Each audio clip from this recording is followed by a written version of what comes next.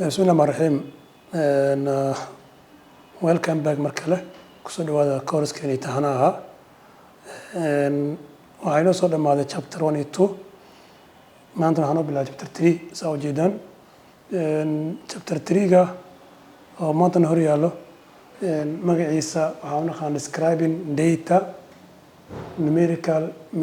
measures so marka chapter kan mostly waa calculations waa shaqo waa formulation waa xisaabaad and so on chapterada badan waxay ahaayeen graphical iyo table iyo waxa la yiraahdo visualization ama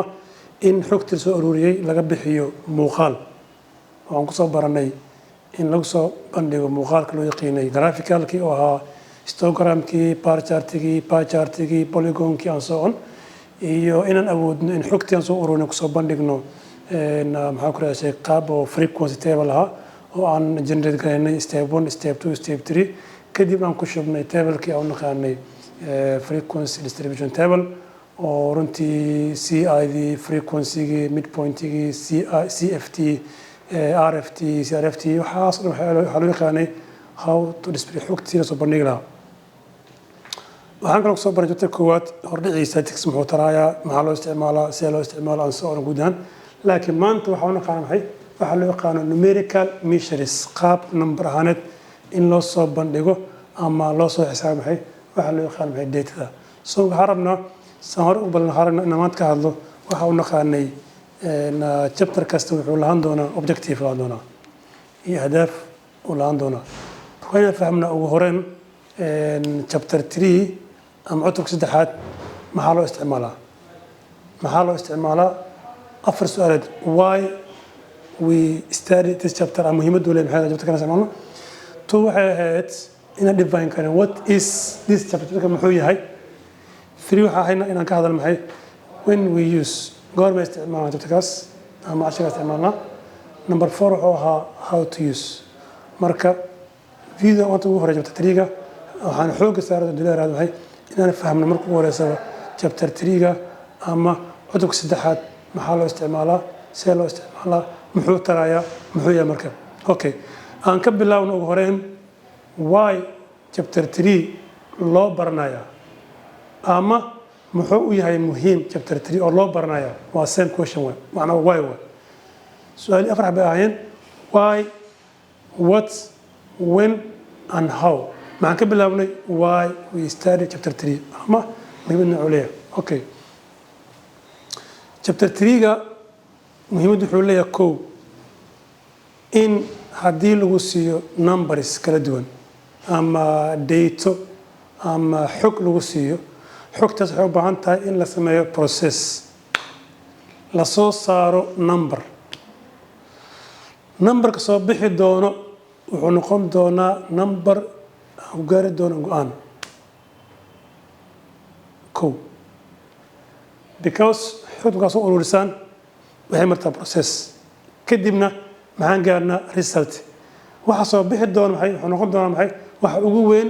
aan dhihi karo go-aankaygu waa saas because of this result waa so marka chapter 3 marka laba shay bis uu ka caawinaa muhiimadiisa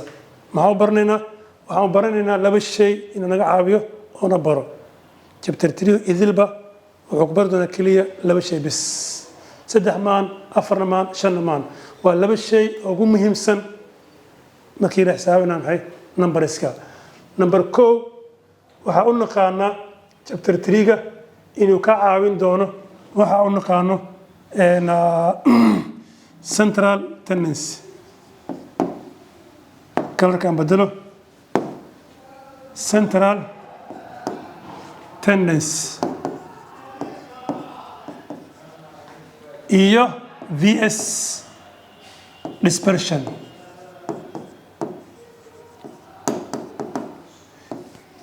marka chapter 3 ga wuxuu ka hadlayaa kaligiisa laba qayb qaybta waxa uu naqaanaa central tendency iyo dispersion waa overall concept maxay aan ku baranayno chapter 3 ga marka waxaan rabnaa inaan sii guda galno si qoto dheer central tendency muxuu yahay kana muxuu yahay weli ay ku dhex jiraan weli waxa ku jiraan maxay why loo baranaya labada shay marka aan soo qaato fahmi karo tusaale muuqan karo oo la fahmi karo soo qaato oo daily life ku saabsan oo practical ah tusaale ka hor waxaa rabaa ka horta in la fahmo luqad ahaan markas waxaan sheegnay waxaan ka hadalnaa statistical every science every subject la baranayo wuxuu leeyahay erey bixin terminology language ala yaqaan erey kastoo wax la siinaayana waxaa u baahannaha ereygaas inuu ka tarjumo shaygaas marka tusaale ahaan ereyga loo yaqaan luqad ahaan central tendency-ga waa inaan fahamnaa wuxuu ka hadlaa ka hor waa inuu magac ahaan u muuqdaa waxaasoo ka hadlaya marka waxaan ka wadnaa qofka hadduu intaa fahmo wuxuu dareemi karaa wax imaan doono uu dareemi karaa okay xagga maxaa inoo yaalo waa central tendency waay centralkan dhexbartanka waay tendency-na yaalo waay maxaan ka wadnaa nambarada dhexbartanka yaalo waay xagga waxaa ka horeeyo ereygan waxaa ka wadnaa measures sida numericalka nambarada loo cabiro nambaradaasoo ka hadlaayo central tendency-ga nambarada dhexbartanka yaallo iyo dispersionka ereygan waa kala tagsanaan waa dispersion tusaale la fahmi karo tusaale ahaan waxaan rabaa inaan ka hadlo age of people dad meel ku nool tusaale waxaan haystaa qofkan 10 jir waay qofkaana 20 jir waay qofkaana 5 jir waay qofkan okay waxaa haysanaa 30 qofkaana 8 jir waay qofkaana 2 jir waay meeqa haysanaa 1 2 3 4 5 meeqa haysanaa waxaan haysanaa maxay 10 20 25 35 35 1 2 3 4 5 okay waxaan haysanaa symbol aan soo koobo waxaan haysanaa kow qofood waxaan waa 10 sorry waxaan waa 10 aan saxo waxaan ka wadnaa 10 waa 10 jir 20 jir 5 jir 8 jir 2 jir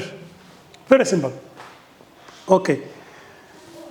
waxaa marka meeqar waxaa haysanaa 1 ruux 2 ruux 3 ruux 4 ruux waxaa haysanaa 5 ruux da'dooda qof meeq jir waay 10 jir waay qof meeq jir waay 20 jir waay qofna 5 jir 8 jir 2 jir okay good marka su'aal ala weydiiyay taqriiban waxaa la weydiiyay 5 ruux da'dooda meeq jir waay average ahaan waxaan ku weydiinay average ahaan maxaa laga wadaa celis average intee ka soo celinay qofku da'da yar intee ka soo celinay da'da weyn intee soo keenay dhexbartanka waxaan u bixinay waa central tendency waa inaad tiraahdo waa useless waa inaad tiraahdo maxay inaad tiraahdo dadkii aan 5 qof aan haysanay 5 ruux qof 10 jir waay 20 jir waay 5 jir waay 8 jir waay 2 jir waay waa nonsense useless waay waa inaad tiraahdaa dadkaas markaan fiirnay da'dooda celis ahaan waxay jiraan intaas maxaa isticmaal doona conceptiga u naqaan inaan cabirno conceptiga u naqaanay central tendency-ga marka maxaan raadinay waxa u naqaan maxay mean kulli waan sharxida waa sheegi doonaa tusaale ahaan mean markaan raadinay maxay waxaan dhihi karnaa 10kii lagu daray 20kii lagu daray 5tii lagu daray 8dii lagu daray 2dii oo loo qaybiyay meeqa haysta 1 2 3 4 5 5 waa okay fine okay marka tirinka fiirnay dadkaas marka age-kooda waxaan rabnaa inaan sheegno maxay qaab centerka because inaad tiraahdo kulli aad tiraahdo 10 sano jira 20 sano 5 sano 10 sano waxaa ka roon inaad central tendency dhexbartanka waxyaada qiimaas ee kulli kaaga filan waa miinka waay kadib maxaa sameynay waxaan rabnaa inaan soo saar hal qiimo oo u naqaana central tendency-ga oo kulli kaaga filan inaad kulli tiriso muhiim maaha laakiin hal qiimaa jiri doono oo loo yaqaan maxay central tendency-ga oo u naqaana mean waxaan ku xisaabinay dhammaan isu geey tirada qiimo qaasna waxa waa 1 2 3 4 5 xaba 5 number waay 5 qiimo isu geey waxay noqotay 45 oo loo qaybay 5 waxay noqotay 9 marka waxaa ka wadnaa marka waa 5 meel oo min 9 waay intee ka soo celinay 2 intee ka soo celinay 20 intee soo keenay dhexbartanka waa 9 maxaa markaas waa 9 sano ayay jiraan average ahaan markaan kasoo celinay 20 sano iyo 2 sano waxay central tendency ka hadleen maanta waa 9 way marka wuxuu ku faa'iideeyay 5 qofood oo da'doodu kala duwan tahay in hal qiimo ku sheego hadhow simple answer dadka maqjir waa dadkaas waxay jiraan markaan fiirnay celcelis ahaan 9 jir waa maxaa isticmaashay the concept of central tendency waxaan ka hadlaynaa muxuu ku tarayaa inaan isticmaalno chapter 3ga section code oo naqaano central tendency-ga waxaan ku jawaabnay different numbers kala duwan haysanaa inaan ku sheegi karo hal numberkaas kulli ka kaafinayo maxaa haysanaa 5 qof oo da'dooda maxaan sameynay waxaan dhahnay dadkaas markaan fiirnay da'dooda waxay jiraan 9 sano maxaa isticmaalnay average maxaa isticmaalnay celcelis maxaa isticmaalnay centerka marka 9 sano markaan fiirno muxuu ka weyn yahay laba jirkan u yar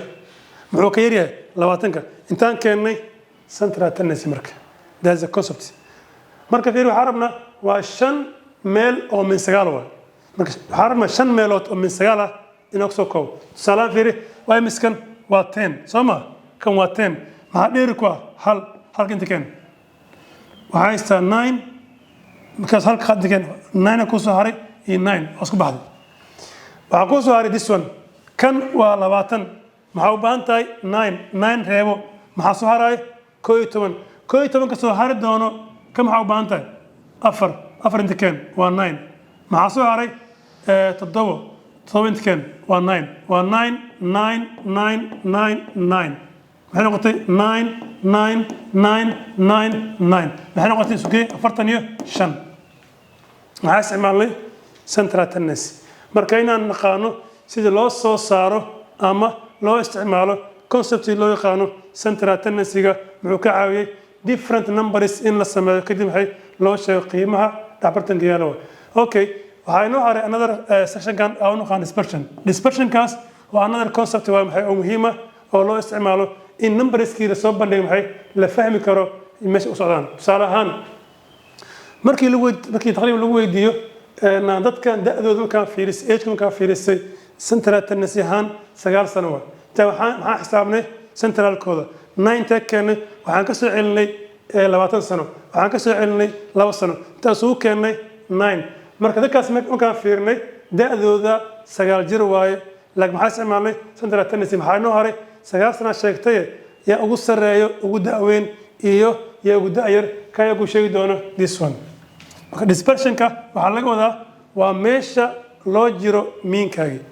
central tendency qiimaha sheegaysay maadaama koraas ku soo celinay maxay kan wuxuu ku sheegi doonaa qiimahaas waxaa loo jiraa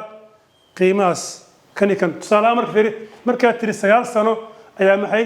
9 years ayay jiraan average ahaan laakiin ugu sarreeyo 20 sano yaa ugu hooseeyo 2 sano tusaale ka markaa xisaabiyey wuxuu ii keenay taqriiban wuxuu keenay 7 maxaa le marka 9 sano 9kaas sano central tendency-ga waxaa loo jiraa taqriiban 7 sano oo maxaa le marka 9kii sano plus or minus 7 marka isu geyno waa 16 markaan kala gooyno waa 2 ama waa 9 you see maxaan qaadanay dispersionkii كل قاعدة لهندن أنجار لكن بس عارف كلمة إنها فهمنا يعني overall concept جودهان لكن سامع حسابنا أنجار ولا مقارن لكن محو ترى ده answer عن كهذا إنه كم حنو شيء number كده برتن كيال كم حنو شيء number كاس أنت لوجره تسالم حان كأنه 7 مركا central tendency كذا مين كذا محي و 9 واي لكن dispersion كذا 7 واي مع كودا سجال حالات جرا plus or minus 7 مركا يسوق جينه و 16 واي marka kala gooyno waa 2 way marka daas markaan fiirnay dadkaas da'dooda waxay u dhaxaysaa 2 sano ilaa iyo 16 sano kulli miya majority kulli ma boqolkiiba ma intaas waxa u dhaxeeyo 68 boqolkiiba plus dadkaas half iyo ka badan waxay u dhaxayaan maxay between this and this baran fiirino maxay sanaa 10 sano maxay sanaa 20 sano maxay sanaa 5 sano maxay sanaa 8 maxay sanaa 2 marka inta marka oo sano iyo gudaha ku jiro waxaa gudaha ku jira kow 2 sano waa tana 8 sano waa between more dhaxal ku jira fiir gudaha soo galay 2 8 5 na 10 kan gudaha ku jira sax waa 8 iyo 2 8 5 na 10 maxaa kale iyo 9 gudaha yaa ka baxay biskali maxay 20 jirkaas bisa banaanka naga yaalo laakiin inta kale inta ku jiraan gudaha ku jiraan you get the point warkaas asoo ka muqrid waxaan baranaynaa chapter 2 sida loo isticmaalo laba concept central tendency oo concept ah iyo dispersion concept ah central wuxuu ku sheegay different numbers kala uu si ha noqdaan age ha noqdo income ha noqdo expenses ha noqdo whatever number ka sare uu si ha noqdo exam marks number ka sare uu si kala duwan inuu qofka ku sheegi karo maxay hal qiimo oo dhiga waxaas markaan fiirin maxay qiimaas kala duwan central tendency wal qiimaas way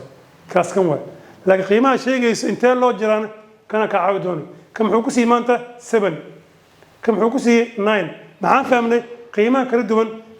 central tendency gooda 9 way marka la ku darno plus 7 minus 7 plus 7 16 way minus 7 2 way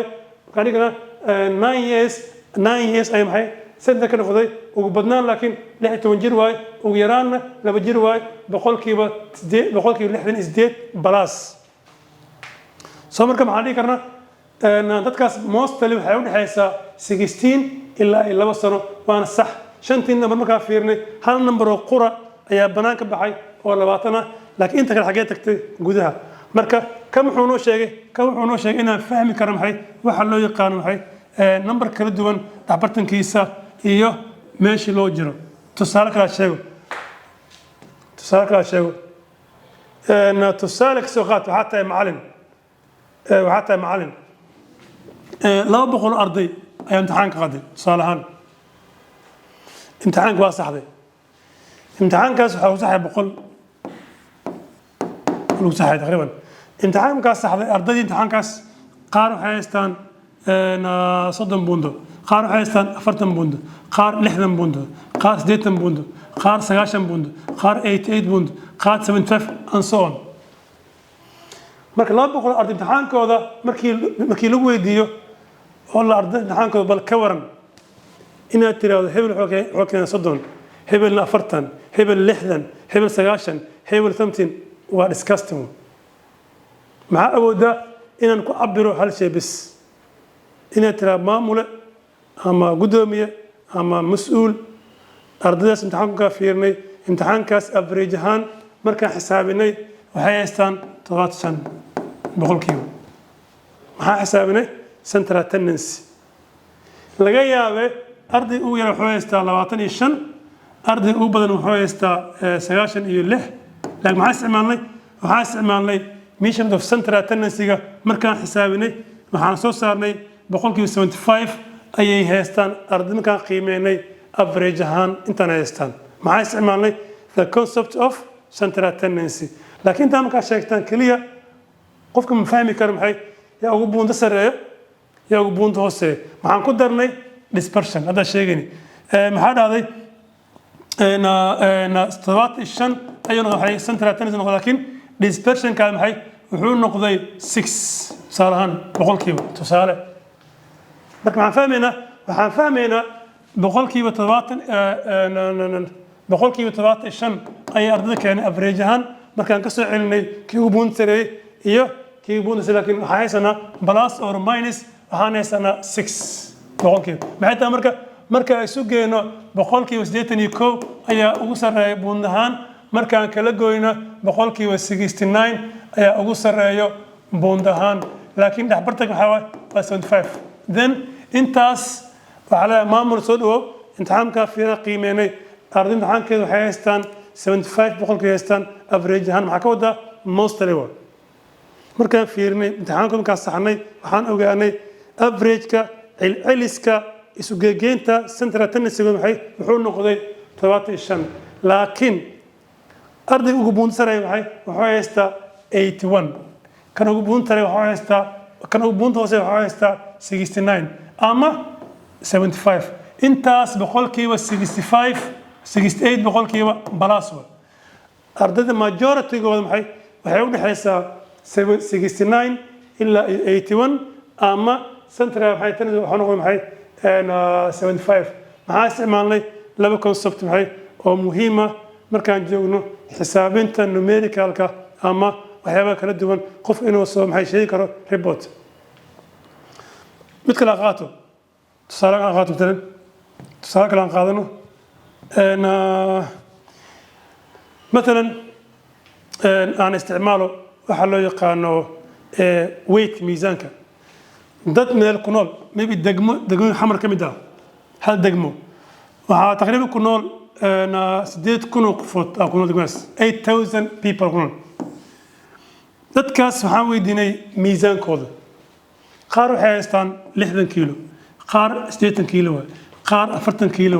qaar 30 kiilo ilmo yar qaar 90 kiilo qaar 100 kiilo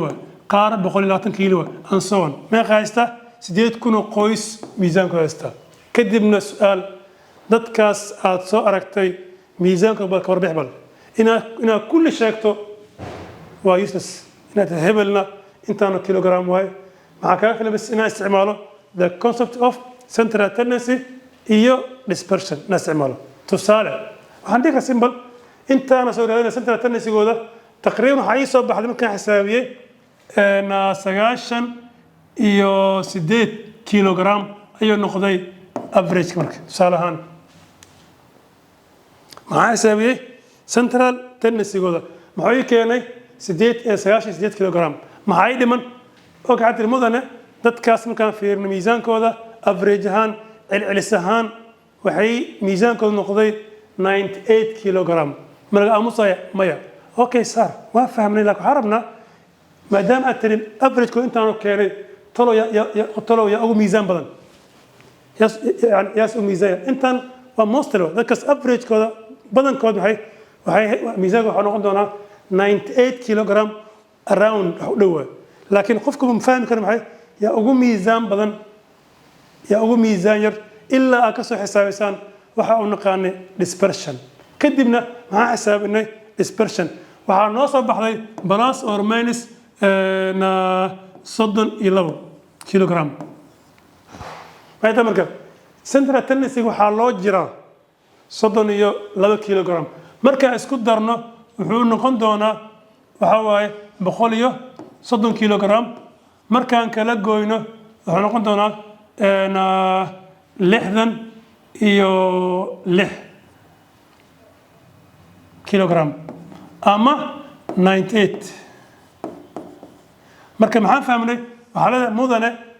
dadka markaan soo xisaabin miisaankooda average ahaan wuxuu noo noqday 98 kilogram laakiin qofka ugu miisaanka badanna wuxuu noqday 130 kilogram qofka ugu miisaanka yarna wuxuu noqday 66 kilogram inta sax miya may laakiin majority dadkaas markaan fiirin mostly